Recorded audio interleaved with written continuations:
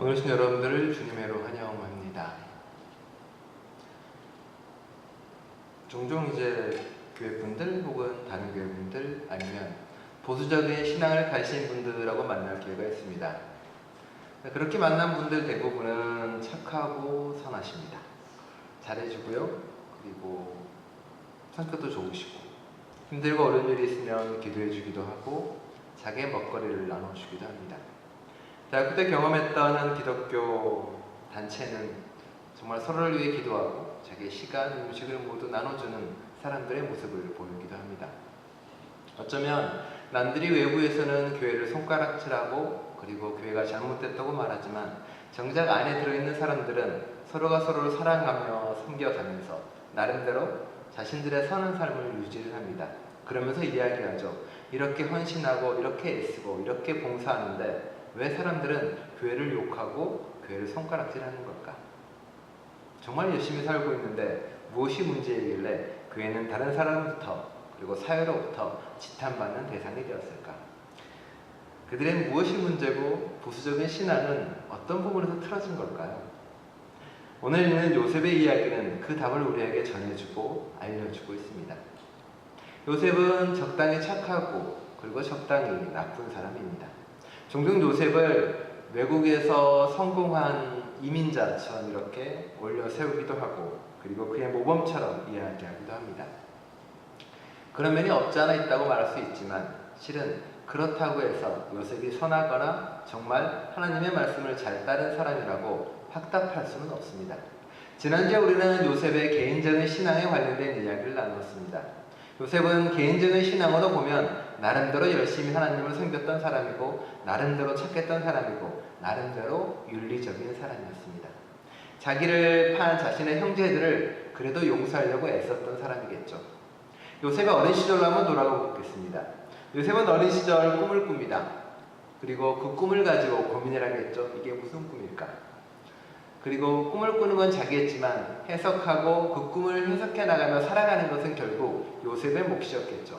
근데 요셉은 그 꿈을 꾼 다음에 가서 자랑을 하죠. 아버지한테 나 이런 꿈 꿨다. 당신들이 나에게 다 이렇게 고개 숙일 정도로 나는 잘 될 거고 나는 훌륭하게 될 거야 라고 이야기를 해버립니다. 그 꿈을 해석한 요셉은 어떻게 보면 어릴 적에 그 모습은 교만하기도 했고 혹은 자신이 훨씬 더 잘나고 싶은 욕망에 휘달렸을 것이고 혹은 야곱의 사랑을 한 몸에 받았기 때문에 그만큼 자신이 잘났다고 생각할 수도 있습니다. 그런 요셉의 노예로 팔려가서 수많은 고난과 역경을 거친 후에 이집트의 총리가 되는 지경에 이르게 되는 거죠. 이집트의 총리가 돼서 요셉은 고민했을 겁니다. 내가 이제 가서 나를 판 저 형제들에게 정의의 이름으로 복수를 행할까? 아니면 내가 용서를 해줄까? 요셉은 총리가 돼서도 그 답을 내리지 못했을 겁니다. 그래서 찾아가지 않은 채 그저 이집트 땅에 머물면서 고민하고 망설이며 시간을 보냈겠죠. 그들에게 바로 이제 형제들이 오게 되고 요셉에게는 결단의 순간이 온 겁니다. 용서를 하든지 처벌을 하든지.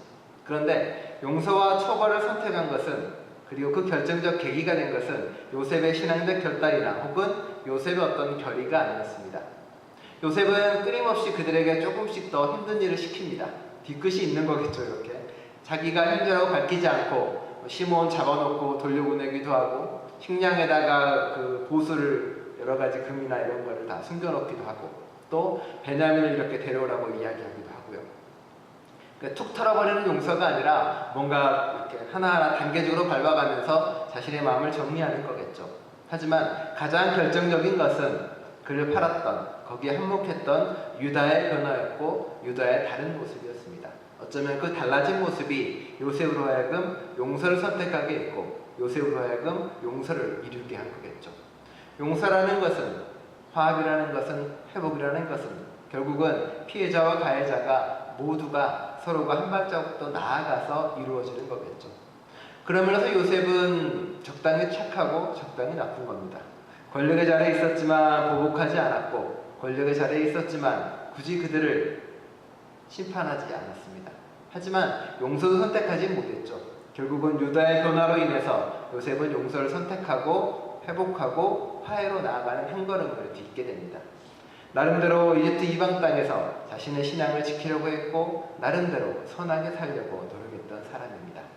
개인적으로 보면 요셉은 어떻게 보면 나름 선했고 그래도 괜찮았던 사람이라고 이야기할 수 있는 거겠죠. 하지만 요셉의 한계는 그 이후에 드러나기 시작합니다. 오늘 읽었던 본문은 어떠합니까? 요셉은 자신의 경험이 있습니다. 차별당했고 그 서름의 경험이 있었던 거죠. 보디발의 아내로부터 성폭력의 대상이 되기도 합니다. 보디발의 아내는 요셉이 아무리 일을 잘하고 유능하더라도 보디발의 아내 눈에는 요셉은 그저 그냥 외모가 좋은 사람에 불과했고 그저 그런 히브리 사람에 불과했습니다. 사람을 대상화시키고 사람을 사람으로 보지 않고 자신의 욕망을 풀 수 있는 수단으로 바라본 거겠죠. 요셉이 겪었던 것은 그러한 인종차별과 아픔을 겪게 됩니다.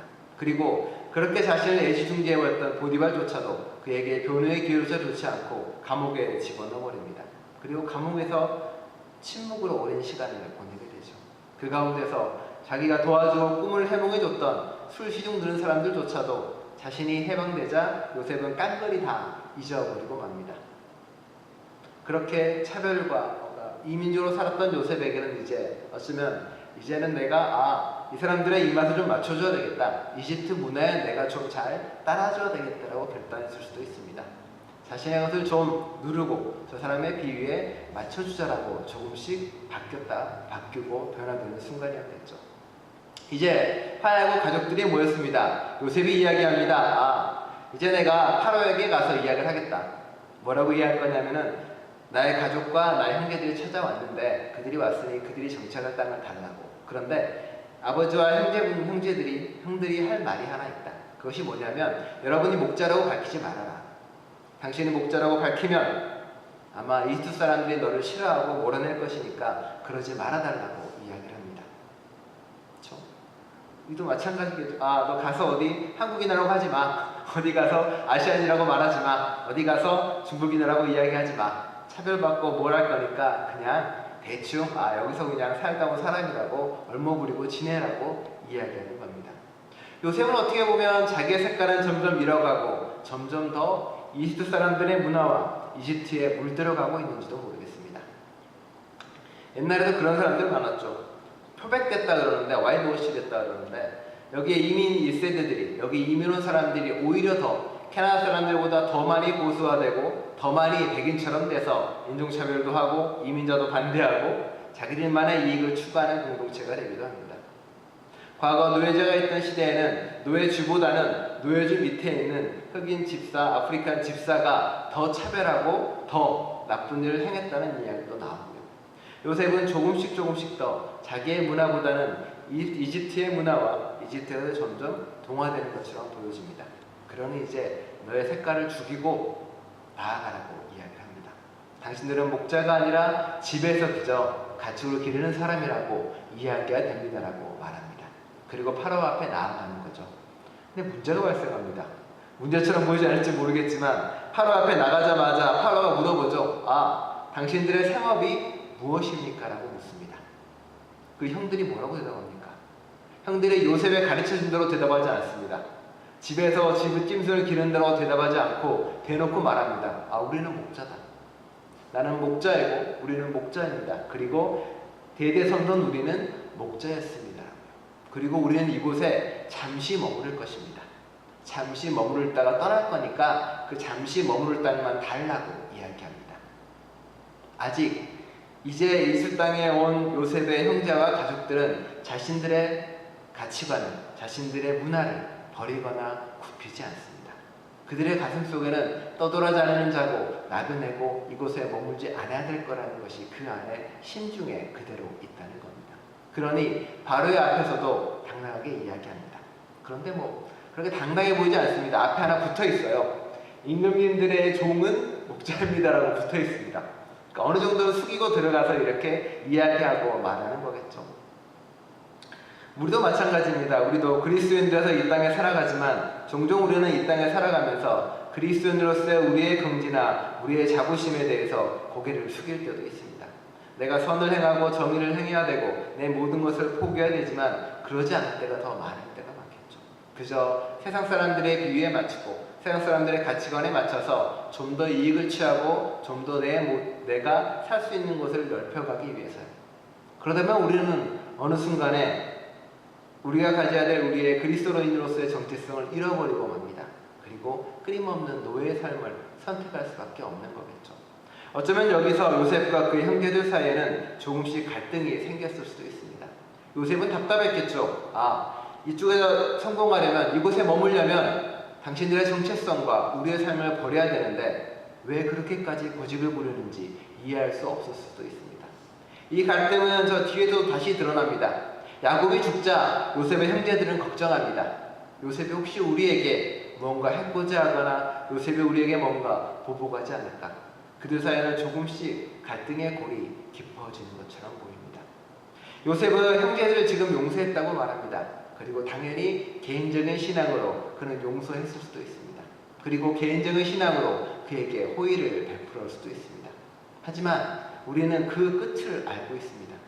이렇게 정착한 사람들은, 이렇게 떠나지 못한 이스라엘의 후손들은 결국에는 이스라엘 땅의 노예가, 이집트 땅의 노예가 되고 맙니다.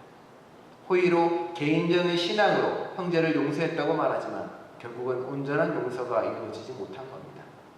개인적으로 용서했다고 말하지만 결국 요셉은 자기도 모르는 새 자신의 후손들과 자신의 가족들을 결국은 이집트 민족의 노예로 만들어버린 거겠죠.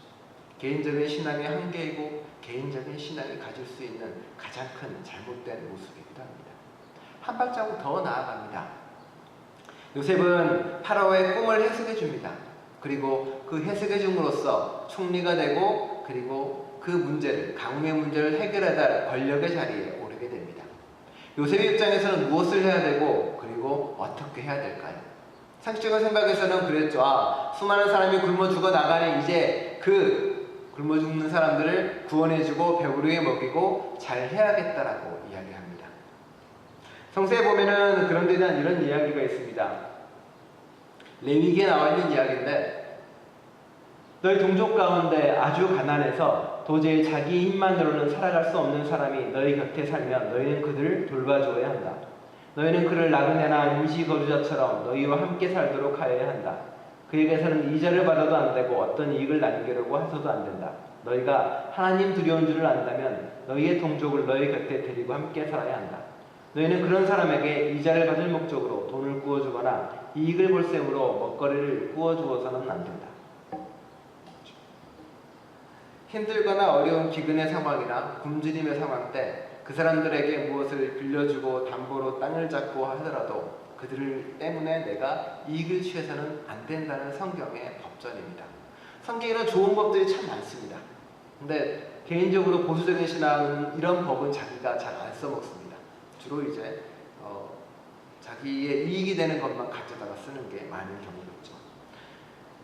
요셉은 어떻게 합니까? 요셉은 파라오가 꾼 꿈을 해석하고 그 꿈을 위해서 자신의 총리가 돼서 자신의 지혜를 펼치지만 그가 한 일들은 놀랍습니다. 일단은 가난하고 배고픈 사람들이 오겠죠. 그럼 담보를 잡습니다. 담보가 아니고 팔라고 합니다. 내가 쌀을 줄 테니까 네 땅을 내놔라. 내가 쌀을 줄 테니까 너의 밭을 내놓아라. 내가 쌀을 줄 테니까 너의 집을 내놓아라. 내가 쌀을 줄 테니까 당신이 우리의 노예가 되라. 그런 다음에 그걸 다 모아서 파라오에게 갖다 줘버립니다. 그러면은 이집트의 수많은 사람들은 모두가 다 파라오의 소정농이라든지 모두가 다 가난한 자가 되는지 모두가 다 굶주린 자가 됩니다. 요셉은 왜 이런 일을 행했을까요? 요셉의 마음속에는 그런 마음이 있었을 겁니다. 그래, 파라오가 나에게 기회를 줬으니, 파라오가 나에게 은혜를 베풀었으니 내가 그에게 일을 하는 것은 지극히 당연하고 옳은 일이라고요. 요셉은 성실했습니다. 성실하게 자기를 했고 성실하게 자기를 열심히 했습니다. 옛날에 그런 분들 많죠. 시 중에 하나인데 이런 겁니다. 우리 할아버지는 성실하고 착한 분이셨습니다. 일제시대에 우리 할아버지는 성실한 면석이로 활동을 했고 성실한 면석이로 근무했습니다. 군사독재 시절 우리 할아버지는 경찰서 직원이셨습니다. 성실하게 근무를 했고 성실한 일을 행했습니다.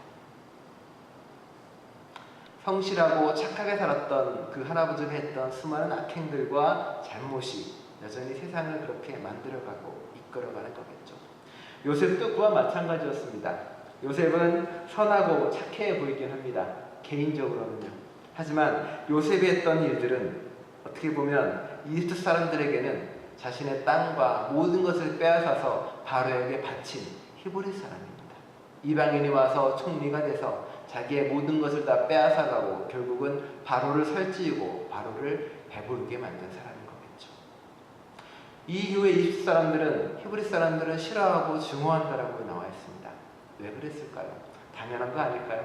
이방인 누군가가 와서 자신의 모든 것을 다 뺏어간 뒤에 전부 다 바로에게 바치고 그리고 자신들의 가족들은 호의호식하게 고센 땅에 머물고 배부르게 했습니다.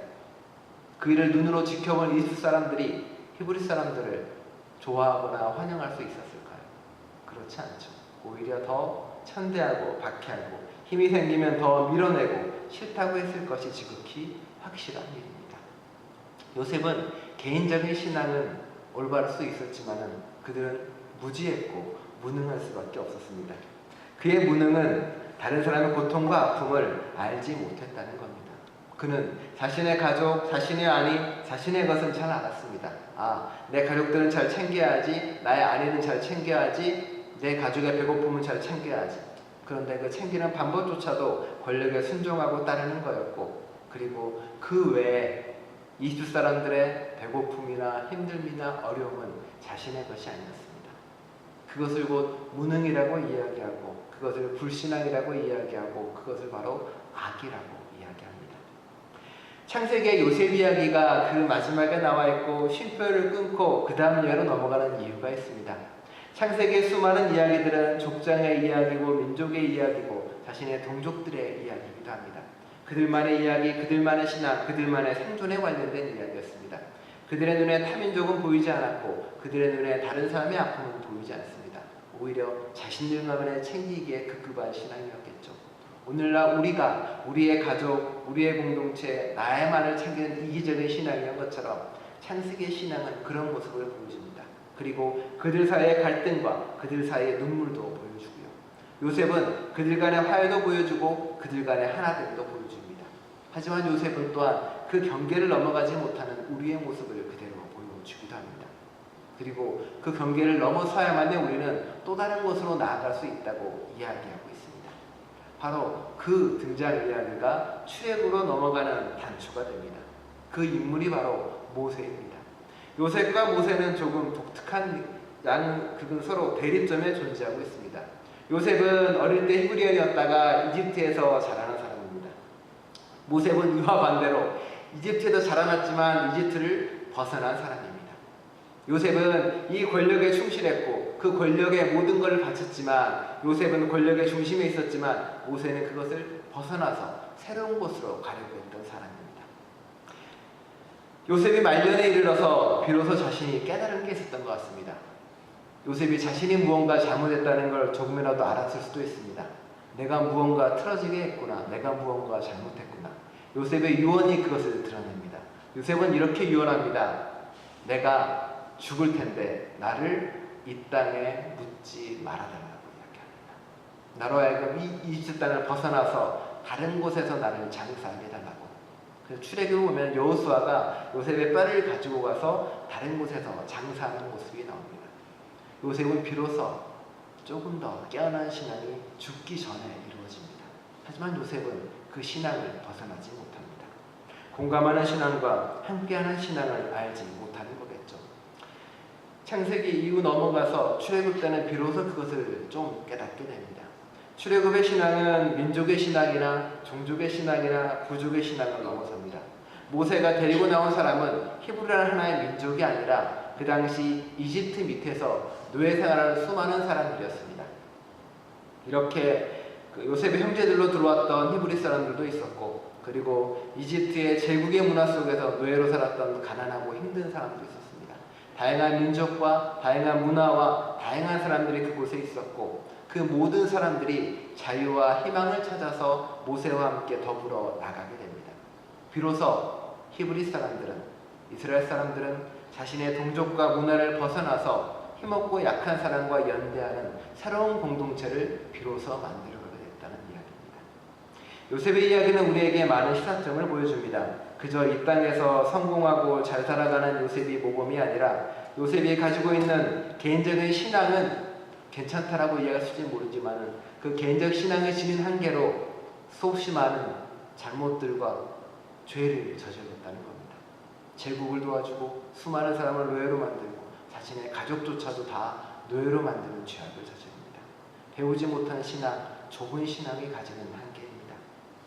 우리가 끊임없이 배우고 끊임없이 알려고 하는 이유가 바로 거기에 있습니다.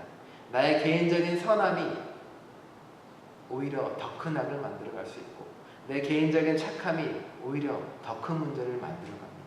좀 더 깊은 신앙, 넓은 신앙, 깨달음의 신앙으로 나아갈 때 우리는 진정한 그리스도인으로 좀 다른 신앙으로 넘어갈 수 있습니다.